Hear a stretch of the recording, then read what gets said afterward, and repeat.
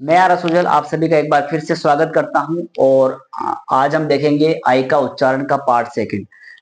हमने पिछले वीडियो में देखा था कि हम जो आई है उसका प्रोनाउंसिएशन हम पढ़ रहे थे। उसमें देखा था कि हमने आई को ई से प्रोनाउंसिएट कर रहे हैं, तो कभी हमने उसको आई को आई से भी प्रोनाउंसिएट किया था और कभी हमने आई को ऐसे भी पढ़ा था। यानी हमने देखा था पिछले वीडियो में हम आई को 3 प्रकार से हम पढ़ सकते हैं।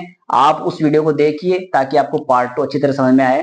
और इस वीडियो में हम देखेंगे कि जब भी कोई भी वोवल है उसके बाद में अगर कोई दूसरा वोवल आता है तो उसका प्रोनाउंसिएशन चेंज हो जाता है। देखते हैं जो आई है, आई के बाद अगर कोई दूसरा वोवल आता है तो उसमें क्या चेंजेज आते हैं, ये इस वीडियो में जानेंगे।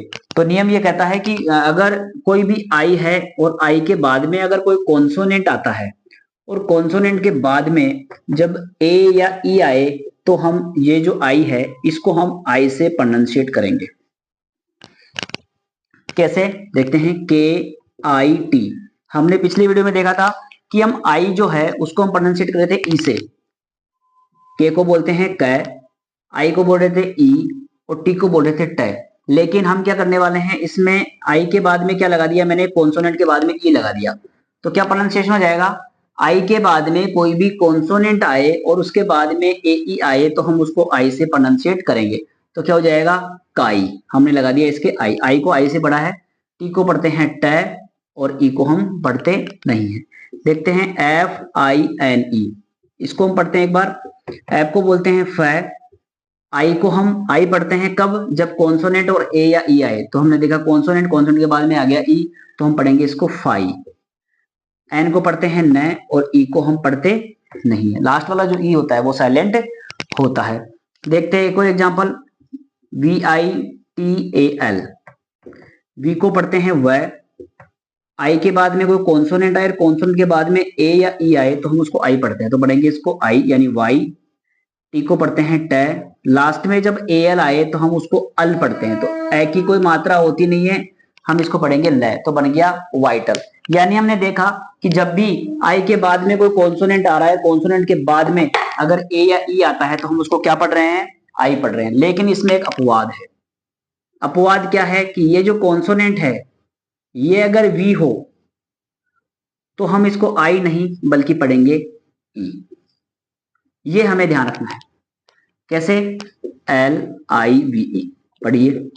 एल को पढ़ते हैं ले, आई के बाद में वी आ जाए, वी के बाद में ए या ई आ जाए तो हम इसको पढ़ेंगे छोटी ई। और वी को पढ़ते हैं व और ई होता है साइलेंट, यानी बन गया लिव। अगर वी नहीं होता, इसकी जगह कुछ और होता तो हम इसको पढ़ते आई, जैसा कि हमने पिछले एग्जांपल्स में देखा था। देखते हैं, P A double S I V E. P को पढ़ते हैं पै, ए को पढ़ते हैं ए को क्या क्या पढ़ते हैं, कब कब ए, कब कब आई, कब हम आ, कब ओ। इसका हमने ए का वीडियो बता रखा है, उसको आप देखिए और उसको आप डिटेल से समझ पाएंगे। डबल एस को पढ़ते हैं से, आई के बाद में वी और वी के बाद में ए या ई आ जाए तो इस आई को ई पढ़ते हैं, तो ई और वी को पढ़ते हैं व, यानी ये हो गया पैसिव। देखा हमने कि जब वी आया तो हमने वापस उसको ई से ही प्रोनाउंसिएट किया। लेकिन एक चीज, मैंने आर का वीडियो आपको अपलोड किया है, उसमें देखा कि जब जब आर आता है तब तो उस कॉन्सोनेंट का जो साउंड है वो चेंज कर देता है। यहाँ पर आर क्या करेगा, जब भी आर आएगा ऐसी कंडीशन में कि आई आए, आई के बाद में आर आ गया, आर के बाद में ई आ जाए, तो ये आर इसको हम पढ़ेंगे आई। सॉरी, आई को क्या पढ़ेंगे, हम आई पढ़ेंगे और आर को तो रही पढ़ेंगे। देखते हैं एग्जांपल्स के माध्यम से।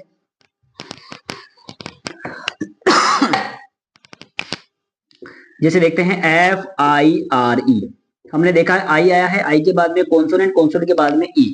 जब भी ऐसा हो तो क्या पढ़ेंगे, आई। लेकिन वो वी नहीं होना चाहिए, वी होए तो ई पढ़ेंगे, लेकिन आर होए तो इस आई को आई पढ़ना पड़ेगा। यानी ये बन गया फाई, एफ आई आर। आर को पढ़ेंगे रे और ई को पढ़ते नहीं। देखते हैं W I R E, W को पढ़ते हैं व, आई को पढ़ते हैं आई। कब, जब कॉन्सोनेंट आर आर हो और ए या ई हो तो क्या पढ़ेंगे, वाई। और आर को हम पढ़ेंगे र और ई को हम पढ़ते नहीं है। एक और एग्जांपल ले लेते हैं, यहां पर ले लेते हैं V I R A L. देखते हैं, वी को पढ़ते हैं व, आई को क्या पढ़ेंगे, आई पढ़ेंगे। लेकिन जब आर आ जाए और आर के बाद में ए ई आ जाए तो हम आई पढ़ेंगे, तो हो जाएगा वाई।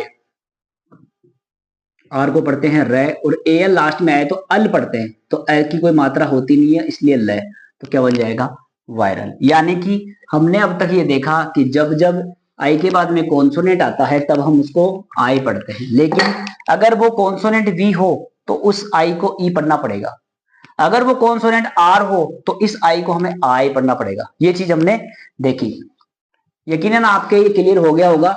और अब हम देखते हैं कि जब आई के बाद में ई आए तो उसको क्या पढ़ेंगे।